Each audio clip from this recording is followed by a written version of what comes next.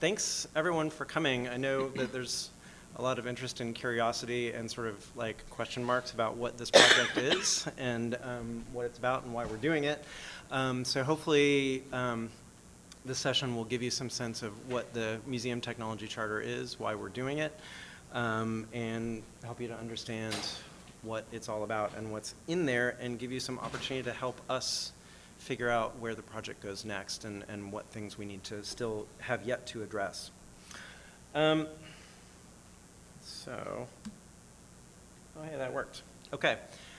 So just by way of introduction, the Museum Technology Charter is designed to be really a permanent online resource that identifies what effective practice in museum technology looks like, and to help also highlight exceptional or representative work that's being done in the field. But then in the process, for us to really create this sort of complex object that in a way defines what museum technology work is. That is, like, what makes this work distinct in the museum field versus other fields, and how do we prioritize certain decisions over others and why. So in the process, can everyone hear me okay? Is my voice being picked up by the mic? Could be better? Okay. I'll lean in casually here.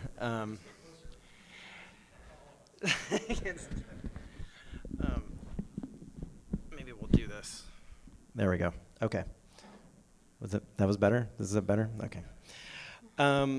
So in the process, we hope to also help to provide a roadmap and a framework for museums of somewhat more limited means who might not have technology staff available to them, or might be in a situation where they don't have enough people around with the expertise to inform decision-making processes, to give them the information that might help to make better decisions, make more logical decisions, and make more sustainable decisions. And this is particularly true in areas where a museum may not have enough staff to make a decision, and therefore that decision-making process is often informed by vendors with a stake in particular outcomes, and that's really something we wanted to address as part of this project. So the long-term goals of the project are really to produce an incrementally evolving permanent resource. So this will be something that will always describe sort of whatever current practice looks like in the museum technology space, and at the same time providing a definitive bibliography of interesting sources and resources, a definitive list of representative case studies, but also then the sort of internal parts of the project right now are focused on developing project governance, content development, editorial oversight, and technical production. And so we'll talk about the framework of the project that we developed in a few minutes, but one thing that we look towards as a long-term goal of the project is that we'll be able to use the decision-making frameworks that we've developed here as a way to assess and analyze new projects and new software as well. So when we're doing software evaluations for, say, collections management systems, that you might be able to use this framework to help inform your decision-making process. And so with that, I think I will hand it off to Jennifer Foley. So the first step for this project was that we hosted a convening. The convening part of the project was supported with funding from the Crest Foundation and also technical support from MCN, as well as support from the, am I going to get this name right? The Bob Bullock Texas State History Museum. There's just so many words in that title, who physically hosted us. And SPA. So the convening was actually hosted at the museum in a large room that they had. And as we were talking about earlier, it was great to do a convening where every time we came out of the room, you were sort of in there with this group of people and talking about museums, but then the minute that you had to leave the room, which you did have to do to go to the restroom, you were reminded that you were in fact in a museum because it was completely full of children on school tours all of the time. So we brought together a group of people to kind of talk through the idea of this Musetech charter, but then also thinking about what is the work of sort of digital in museums, what is encompassed with this, what are the key issues, what are the key concerns, what are key themes that we see in that work, and starting to really map out how we could frame the discussion. And again, as Kevin said, this idea of how we can support informed decision-making for museums. So the group that we do have a list of everybody who came together on the screen. Was I would say a great group of people, really robust discussion. We do want to acknowledge that in this group, it is weighted toward larger museums. There are people who are included who are at medium and smaller size museums, but it is weighted in a direction toward larger museums. And it is also weighted toward art museums. We did want to make sure that we were incorporating and including voices from museums that were not art museums and were not larger museums, but there are definitely more people at larger museums and art museums than there are at other museums.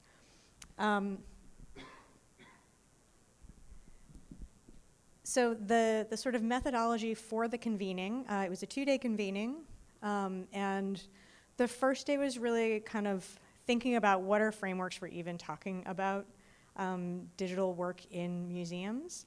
I think that day was sort of a lot of smaller group discussion, coming back, having larger group discussions, working through how are we going to tackle this.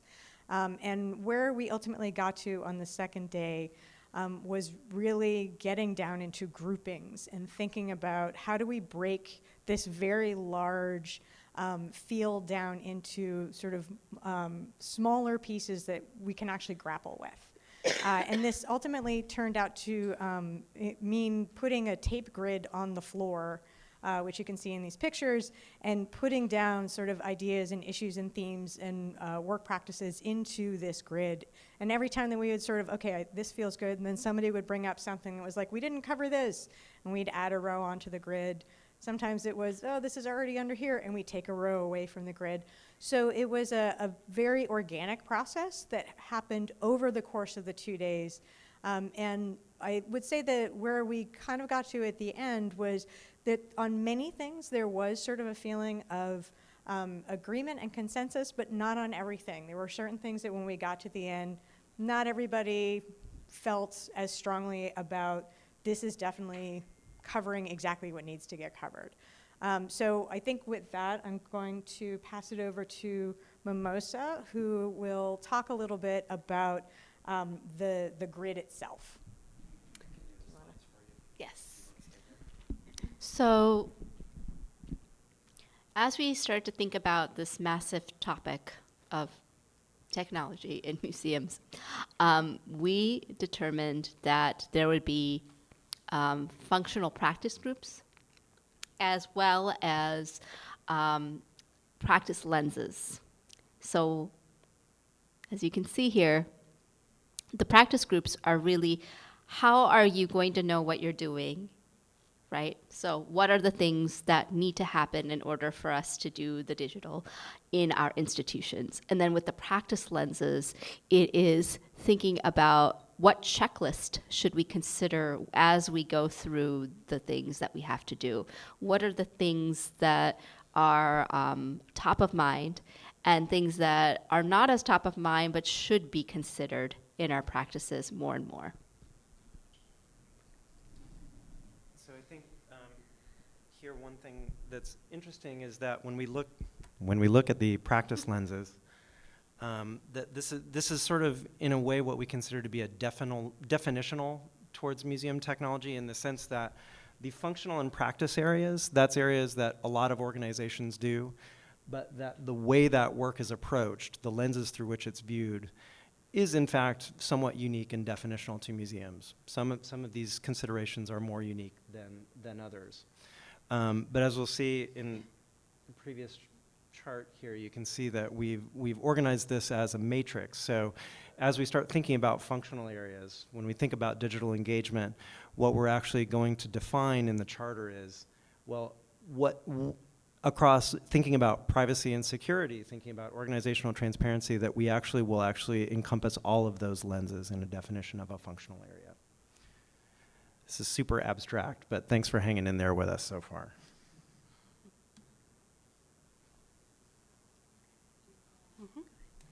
Yeah, so what we're going to do now is we're going to go through each of the practice groups and the practice lenses and give a really brief kind of definition of kind of what we came to and the rationale behind each of these different areas. So I'm going to first talk about digital engagement, online presence, and content development.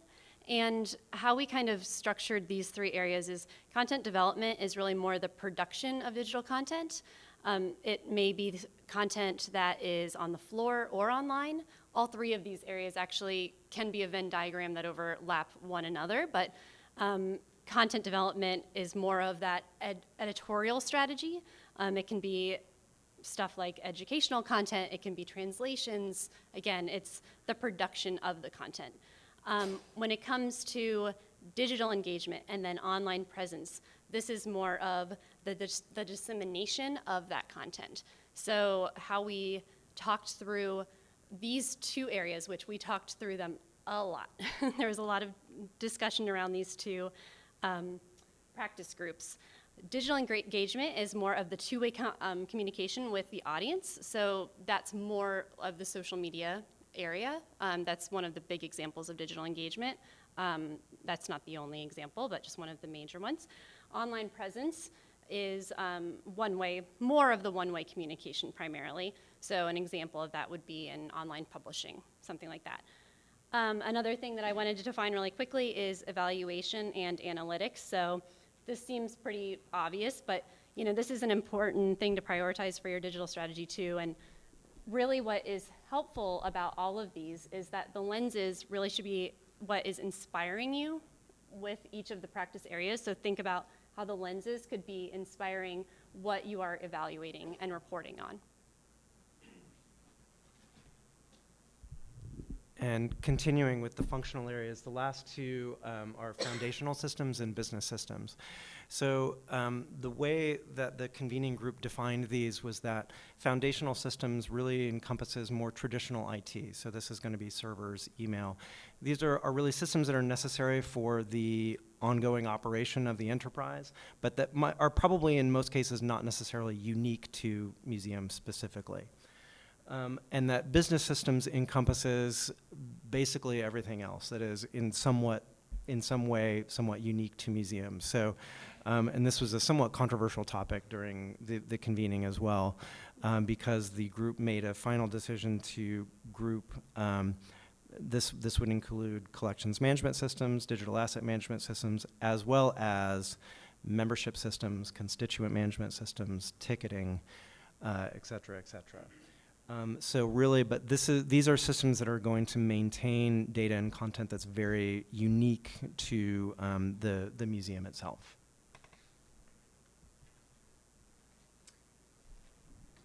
So I'm going to briefly talk about the first three practice lenses on this list: organizational transparency, decolonization, and inclusion and equity. So as far as lenses and how we determined what would actually fit within these practices, we had a number of discussions, and we finally found that these particular lenses were what rose to the top and defined our work in museums. And with organizational transparency, we really are trying to better understand how processes we have for gathering information and data or implementing decisions are known to others within the organization, as well as how we end up doing the thing that we do. There's a legacy of it, because as people go from organization to organization, they don't necessarily have that capacity built in. So keeping that in mind for your respective museums is a boon. And then thinking about decolonization work and assessing how data and content and collections prioritizes certain nodes and modes of knowledge, and that knowledge production it is inherent in all the ways that we approach our institutions, and then recognizing that there are people that are actively working to try to dismantle and decolonize and supporting that work. And then finally, with inclusion and equity, it's not only in terms of who is making decisions and how are those decisions being made and what are the impacts of those decisions, including, for example, how stories are told or how collections are categorized, but also around the staffing, recruitment, retention of people who are involved in precisely the projects happening at our institutions.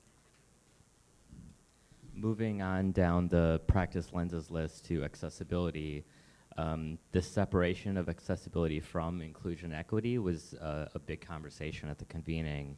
And where we landed was that inclusion and equity does also include accessibility, and there's merit in giving it its own space. There are, for example, concrete guidelines that we can follow to make sure that each of the systems that are listed in the practice groups meet as standard of accessibility.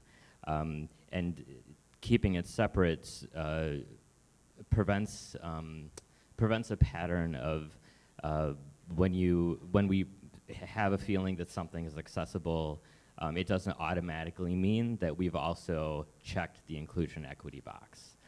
So keeping it separate for a few of those reasons. Privacy and security, within the context of each of these systems, what information are we collecting from people, and being really concrete and specific with ourselves and with people engaged with our systems about why we're collecting that information. And what are the best practices or suggested practices with how to keep that information secure, with how to keep our systems secure as well. Data stewardship and sustainability of systems is related to some degree.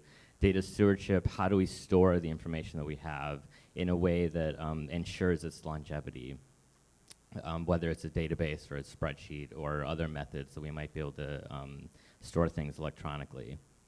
And sustainability of systems speaks more to the systems around the data that we're collecting. Sustainability might mean being okay with saying goodbye to a system that doesn't serve its function anymore. Or like making decisions about the systems that we do use. Are we using Storify to do digital interpretation? Is Storify maybe going to disappear one day? No, that's going to be around forever. It has, just as a footnote. So yeah, thinking about the decisions we make about the systems in each of the practice groups with an eye towards what sustainability of those systems means to us as museums. And then human centricity as sort of an overarching theme for each of the systems that we might be thinking about with our operations of our organizations, and making decisions based on people and not based on other technical aspects that might make some decisions easier to make. You know, if the database is structured a specific way, making a decision on a system because it's easier to conform to that structure. If we have skills and expertise in a certain area, making decisions on a system because some things might be easier for us to do, have merit but aren't necessarily human-centric. So taking into account who's using our systems and who our systems impact with decisions that we're making as well. And so the way this all plays out, it will play out in the actual charter publication itself, is that effectively, let me go back to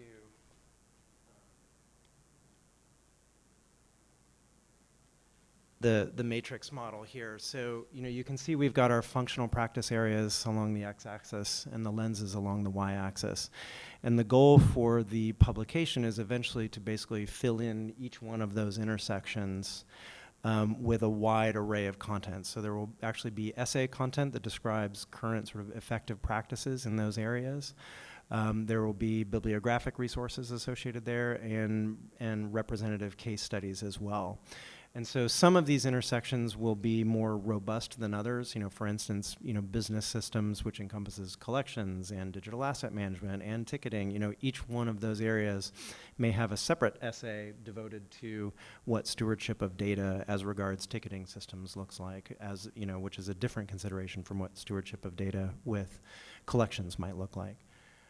So over time, this will be the framework that kind of generates the content for the document going forward.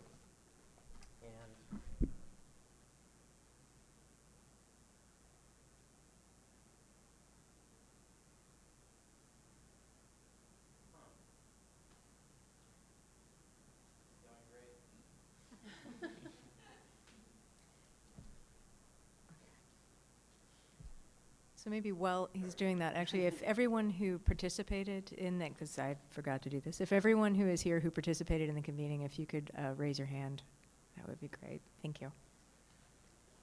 Y'all are champions. Thanks for participating.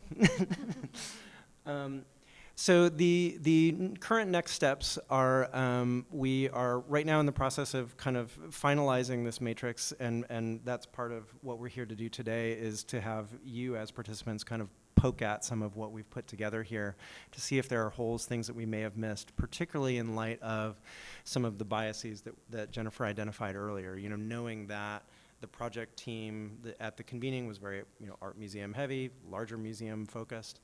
And so there are areas that we may simply be missing that we have not seen, and we're hoping to identify those as necessary. But then also to poke holes in the structure itself, if maybe the structure doesn't seem to make as much sense as we might think it does, if there are other ways of looking at this that we may not have yet considered. But I think looking at long term, as we're continuing to produce content for this document, or this publication rather, what we're imagining will happen is that this same framework, that matrix framework, can start to be used in a number of other contexts. So, for instance, I kept thinking back during the later stages of our convening to the old collections management software reviews that the Canadian Heritage Information Network used to do and doesn't do anymore, and how that actually gave museums all over the world a certain resource where it was like, in effect, they did the research for you. So if you didn't have the resources to do that, you had that there as it was available to you. But using this framework to do that kind of analysis to say, not only, well, does this software that we're evaluating meet certain functional goals, but where does it land? How does it think about stewardship of data? How does it contribute to or not to our organizational transparency? How does it prioritize or not sort of dominant ways of knowing or modes of thinking? So we can imagine this framework, this matrix, being used flexibly in a number of different contexts moving forward. Yeah, that's actually my next slide. So. Get over there. What's that?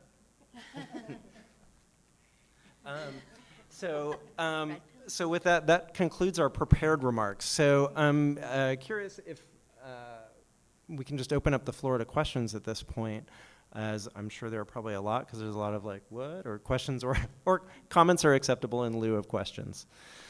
And since we have a lot of participants in the project also in the room with us, we may defer to some of those. Do we have? So just briefly before we jump into that, we did a raise of hands, but should we also say the names of the people who raised their hands? That would be great. Yeah. Yes. So if folks who raise their hands again. We're going to embarrass you. Yeah. Rob Lansfield, Douglas Hegley, Robin Magad. Who's the hell? Catherine Quigley, Uh-huh. Matt Popke there in the back. Yeah. Is that everybody? Oh, Nick And Honeysett. in the back, Nick Honeysett, leaning casually.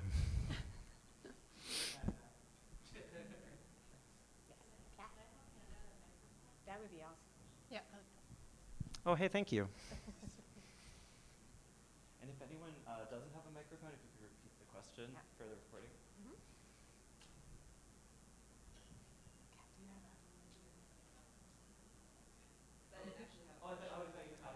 Sorry.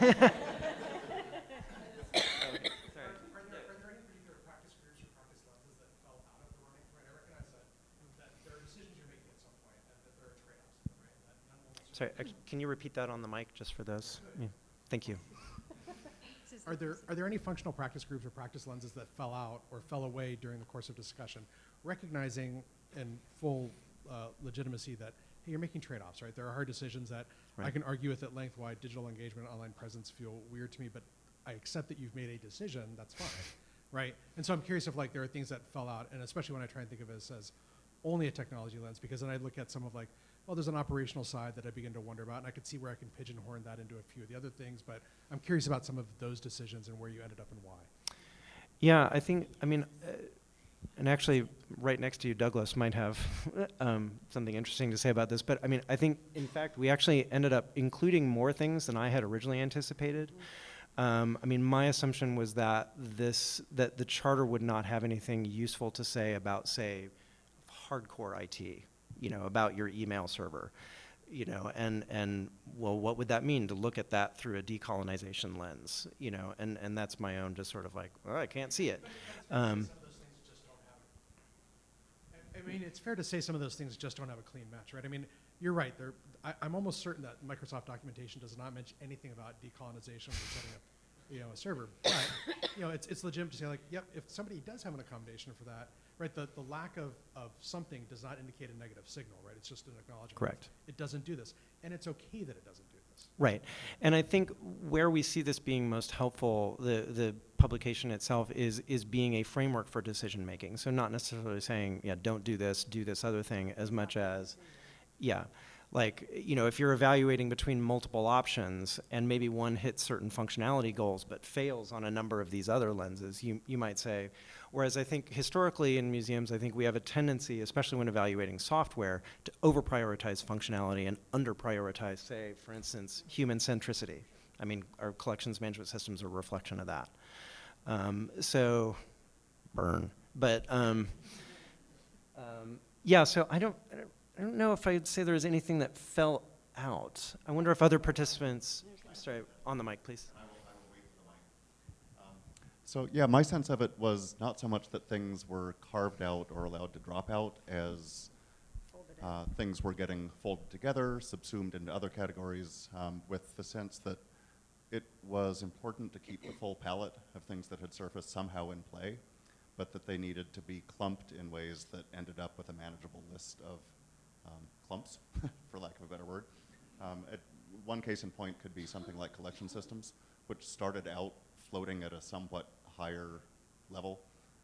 It didn't make sense for it to remain there as discussions progressed around that, so that got folded into business systems along with other things. So I think there's, in this top level view, there are a lot of things that don't actually surface by name, but if one were to drill one level lower to see the punch lists of things that live in each of those areas, it's pretty comprehensive. And what you're not seeing a lot of are the hundreds of Post-it notes that were written out that are part of the intersections. So a lot of these, it was thinking through what makes sense as the axes versus what makes sense as the more detailed essays. So, you know, getting down into the more specific topic areas or things we're writing on.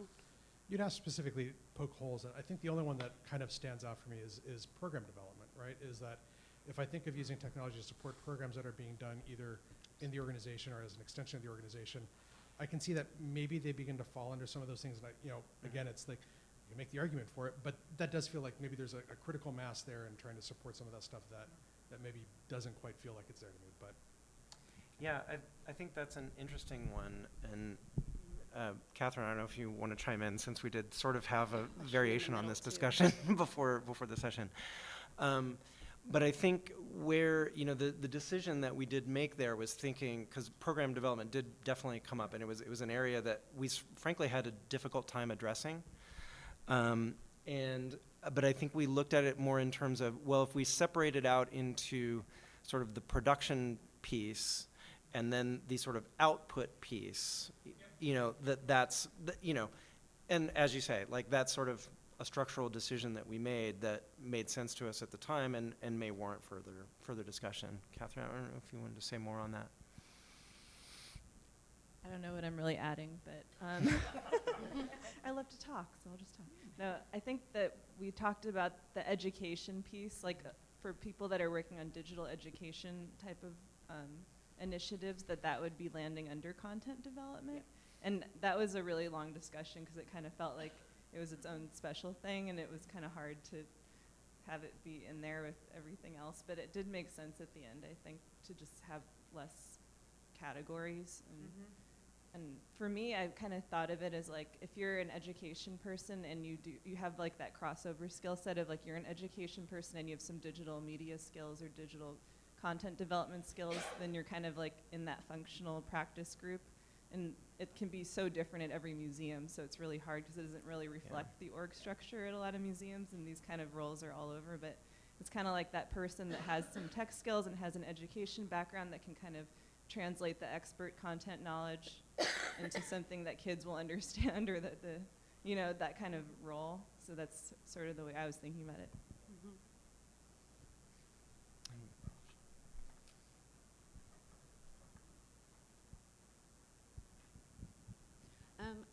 So I'm a consultant in the field, and so frameworks like this are really important for me to be able to talk to my clients when we're talking about to do just this, try to evaluate. So I've kind of been looking for something at least that can provide me with the structure that I'm looking for. And so I may have missed this, but this is just kind of like the tech side of things, right? Yes. Oh, and that's the one. Oh, so, okay, that's one bit. And so I guess my questions are around: is this just tech? And then, some of the other ones that I've been looking at. Did you guys look at these too? So the one on digital benchmarking or digital maturity benchmarking by Collections Trust, and then the one that the Canada Council for the Arts has put together as part of their digital strategy fund. And then for me, because digital is so cross-cutting, I'm trying to figure out how it works and where it permeates into organizations. And I don't know if you can remove some of those other elements around people, especially organizational culture, and just being a digitally positive organization, and then those other sort of really specific elements around activities and skills and things like that. So I'm still trying to process all of this, but so those are a bunch of questions. Did you look at those things, and how did you feel about removing those other aspects of organization and people from the matrix? I mean, I can.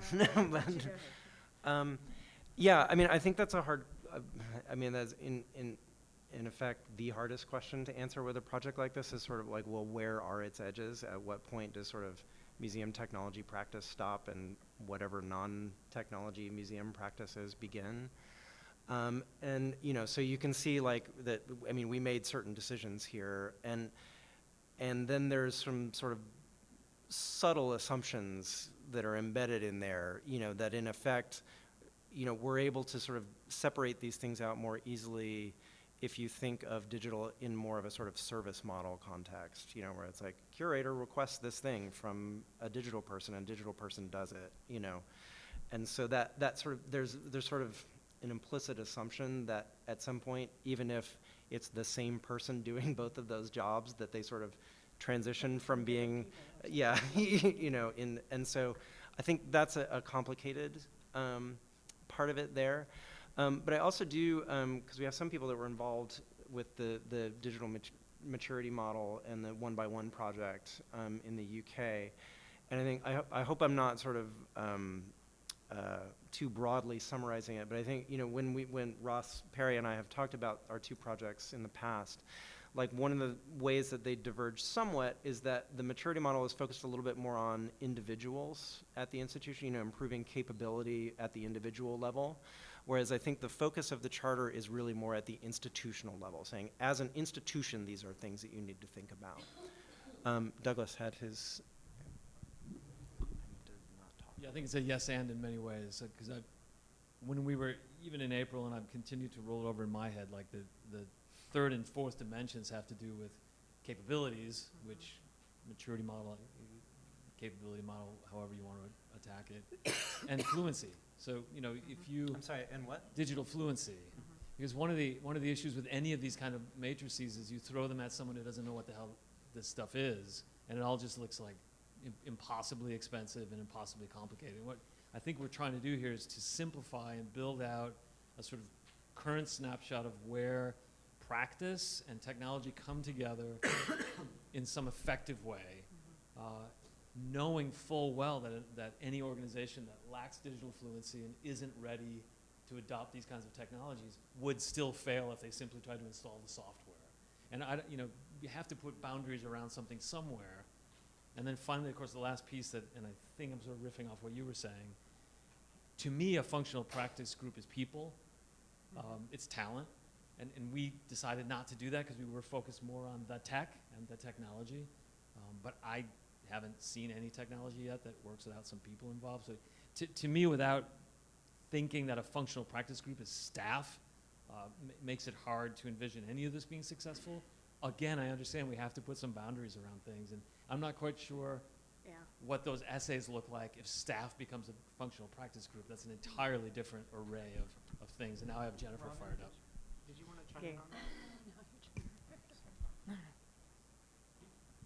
Yeah, I think in general, when I look at this matrix, I think even then I think about talent management. I think about how important talent management is.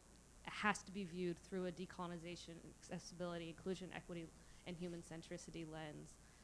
So I guess I would just underscore, I've always just thinking about the people when we were working on this charter, and I think we can dimensionalize the charter with, I think we need to dimensionalize it to include talent management and professional development. This would be the infamous Z-axis. Yes, there was an entire discussion there about a Z-axis that was actually exactly this. And I just, I mean, I think that the staff element is, it's like implied in the practice groups, but is not explicitly called out. And I think it does have to do with, like, at a certain point, we have to draw boundaries of some sort. But I think that, you know, it was a really robust conversation then. I think the fact that it's coming back up now, you know, point in that it's coming from a lot of different voices, is that it points to, okay, we may not be able to, in this, actually tackle this, but that there needs to be, in some part of the charter, an acknowledgement of this thing, that, like, you need to deal with it, like, this will only work as well as how it intersects in your institution with how you are structuring your staff, treating your staff, supporting your staff. Like, this is not just, I read this and now we can do whatever. Like, you do actually need to remember that it's people that are going to make this happen. So I think it's good that this came, that the dreaded Z-axis has returned.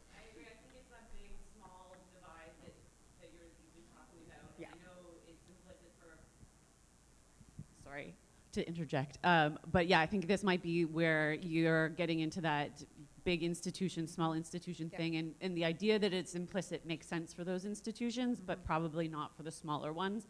And so I think calling it out is really important for them, so that it's clear and they understand that that is an essential foundational element to do any of that. Sorry, Devon has been waiting patiently for a month. Yeah, just to jump off of what people are saying, I see its usefulness in the kind of matrix style for the individuals who would be going through the process of actually doing it, who know the language of technology, right? Like, oh, I'm doing digital engagement, so I can, like, find my line on the axis and work with that. But from the institutional standpoint, looking at the, like, the matrix as a whole, I could definitely see people being like, this is just so much, we can't, do all of this. Is there like an A to A, B, X, like, series of cells that you want to focus on as, like, what are more, prioritized? Yeah. Like a way to read the matrix if you're not, in the matrix, if that makes sense. Maybe we should just leave it at that. Sort of off that, sort of a side thing off that is, it does raise also the valuable point that this isn't necessarily, the resulting publication isn't necessarily something conceived of as having its only use case being somebody who tries to engage with the whole darn thing at once to line everything on it up with their institutional practice.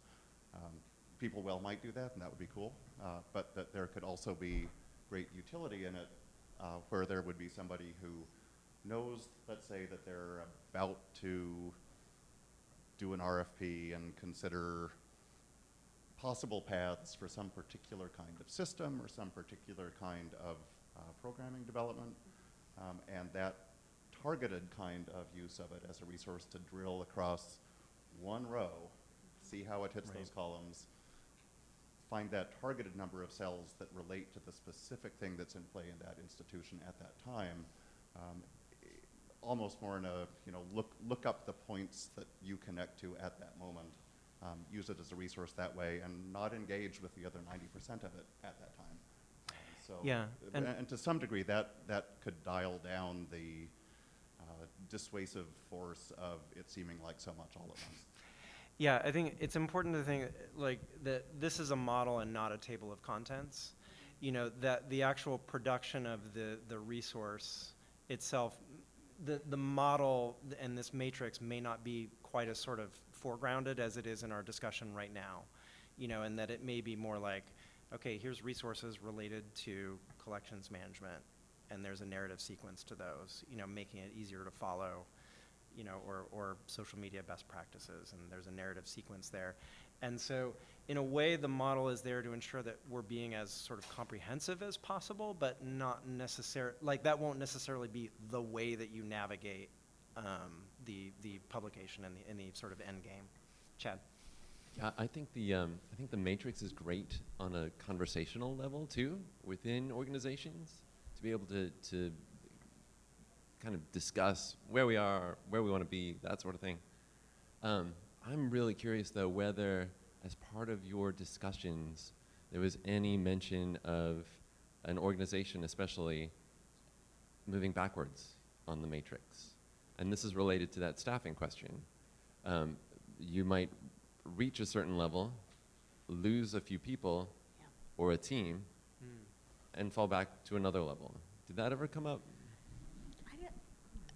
Yeah, I would want to say that it did come up in terms of how we talked about transparency, organizational transparency, and documenting processes, as well as with regards to sustainability of systems and recognizing that in order to keep certain things lean and agile, we would also have to ensure some things are sunsetted. So that did come up. We have a bunch of follow-up Wow. questions.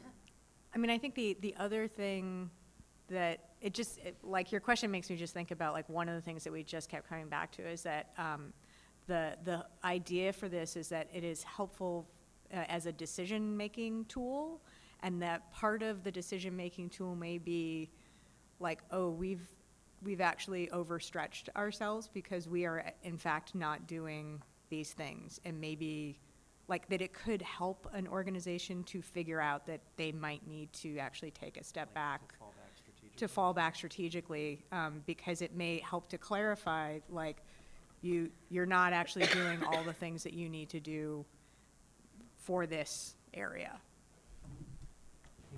Katie, and then we have two more. I'm thinking about this, and particularly the lenses, which are, values, in another way of maybe stating it, and that, and thinking about how this exists within, like, where the boundaries are of this. This is embedded, digital, as permeates all practices of the museum, but it's sort of like embedded within a museum itself that has its own values, which, and a big part of what you're trying to do is push forward, like, we as a field feel that these are the values that we should be, these are the lenses. And I guess this is sort of a question/comment, just as you guys are thinking about rolling this out, and is there a kind of plan to bring this forward, like, into, like, AAMD, into, like, because it's only going to work if the people, like, people are only going to buy this as a way to guide decision making if that's what they believe should be the things that are on that part of the matrix. Yeah. So just curious if you guys have thought about, it's kind of longer term in terms of, like, socializing this, but. No, in fact, actually, there was a project that was in play, which unfortunately the funding fell through, so it didn't happen, but I still think there's viability in that model, where we were going to partner with the Texas Association of Museums to basically sort of roadshow this with, and focusing on certain areas of the state, Texas being gigantic, but where a majority of the museums are very small museums. And so, really like road testing a lot of the assumptions that we made here to see if in fact what we thought would be useful is actually useful to those who are probably most acutely in need of this kind of information. So while that didn't go ahead, I think that's a viable model. We are talking with a few other, the regional museums associations about, what it would look like to roll this out amongst smaller, especially smaller institutions. And so I think we will be doing that, probably not in the near term, but in the hopefully not too near term. We had. So everyone who's got a question, raise their hand. So let's go 1, 2, 3, 4. Is that everybody? Yeah, that'll take us And to that'll the take hour. us to the So kind of revisiting the reading the matrix without being in the matrix, was there any discussion around including digital strategy or digital project management either as a practice lens or functional practice group? Not as a lens. I would say it did not come up as a lens. I was in the lens discussion group, so I can't, I don't know. Lori, you were in the, Douglas, you were also in the practice areas, right? I mean, I think the thing is that Trying to go back through the windmills of my mind. yeah. Remember, I mean, for the lenses, it feels more like it's a functional. It's about like the work. So it didn't come up in lenses because that's really more like, it is more of a values sort of lens. You know what I mean? So it definitely didn't come up there. I suspect that it probably came up as maybe a subset of the work rather than as a standalone. Well, I guess I would just push back a little bit about digital strategy not being part of a value. And maybe the thought that it could be included in the practice lenses. When you think about why are we doing this in the first place? Why did this organization decide to go digital? Why is it deciding to expand? And those big picture questions that are sometimes, it's really easy to get lost in the forest. And we do kind of need that guiding structure of something, why are we doing all of this work in the first place? And what's our roadmap?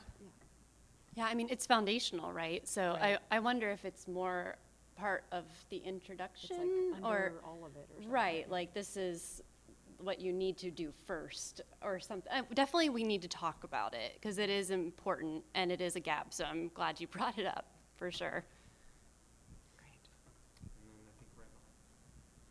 I have a very boring practical question. Bring it. Yeah, in the description it mentioned near-term roadmap and also for a complicated project like this, I always immediately start thinking, well, what's the production schedule? Because when you multiply these, they're nearly 50 intersections. So 63 how? actually. Yep. Oh, 63. Well aware. Okay, good. Somebody's better at math off the top of their head than I am, but. I'm very curious what the production schedule is, and also related to your question, how you're prioritizing things. Not that I want to debate it, but I imagine that's part of setting up a production schedule. Like this batch is going to go first, and then we're going to go to this. And so, when could we start seeing even drafts of things? So I'm actually going to ask if we can put a pin in that because the last thing that we wanted to talk about is related to that. So if we could do the other two questions and then we'll come back. Is that okay? Okay. 48. Yeah, 48. It's a lot. It's just a lot, Bruce. I said it was 63. And there will be no further discussion about it. Let's practice our lenses here. Just give him a Sharpie. And I'm sorry, I think. No, it's over here. Over here, and then the last one's over there. Hi, we are disappearing down the matrix there. I'm Ross Parry. I'm Museum Studies Leicester, and thanks, Kevin, for shouting out one by one. So I'm the project lead on that. This isn't going to be a question, but it's just going to be a call for us to have a bigger conversation because I have in front of me. I can't share it with the room, but I'm happy to come up the front and allow you to see it. It's the digital charter that we have just written for the UK sector. So our Department of Digital Culture, Media and Sport, we've been part of the team that's written spent the last year trying to do this, but in a UK context. It was going to be published later this month, but we've had a general election called, so we're not allowed to release anything from government policy until the new year. We just in 30 seconds, I would say the way we approached it was to separate out a charter that was a very, one-side statement of principles for everyone, individuals and organizations. And I have to say, no technology language in there. The language is around being ethical, purposeful, resilient, inclusive, really wonderful kind of vocabulary in there. Then we separated that out from the tool that you saw this morning from Tonya Nelson, which is the what's going to be called the digital tracker, which is a digital maturity index tool, which actually is for institutions. It's a classic business maturity index tool that builds a heat map and shows you where digital is in your institution.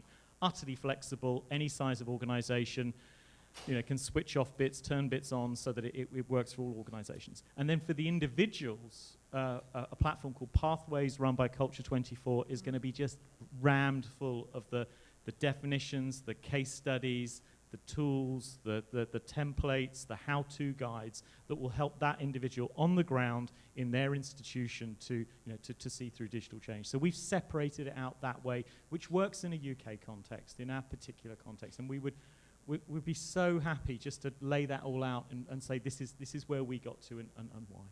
Can you say the name of that project again, just for the room? So the two big projects are One by One. That's the building digital confident museums in the UK. That's the project that I lead, and you can find out more about that on Friday morning, where we'll be talking about that, but also talking about 2x2, which is the collaborative project with the US that we want to run next year. So if you want to be part of that with us, please come on Friday morning. And then the bigger piece of work is the Digital Culture Compass, and that's the piece that the Culture Ministry has commissioned that we've been part of as well. Great. Sorry, that was a little bit longer One than I more over planned. here, and then we gotta, yeah. And then we gotta go back to.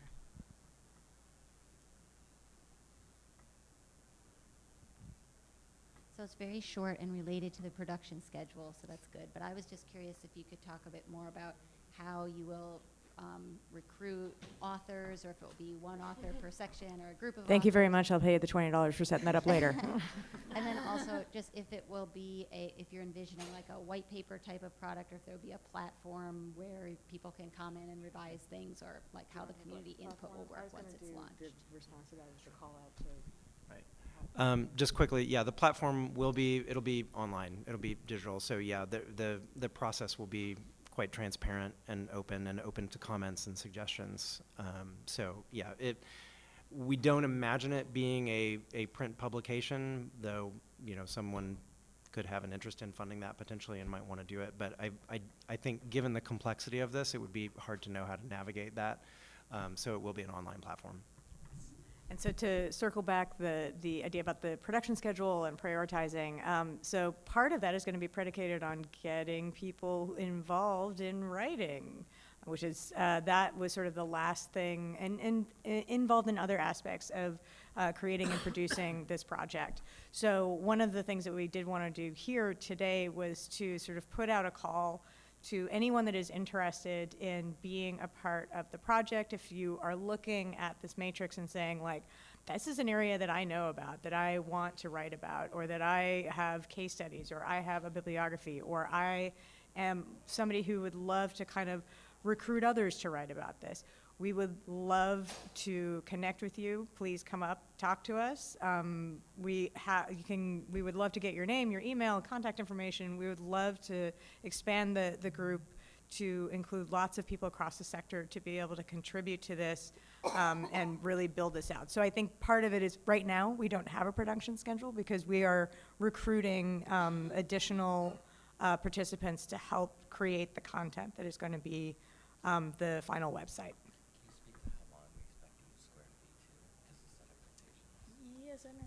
We're actually at time and needs to go. So, thank you everyone so much for being here and for asking such great questions. And we'll be hanging around if you'd like to talk to us a bit more about the project or volunteer, ideally volunteer to help and do more. Thank you, everybody.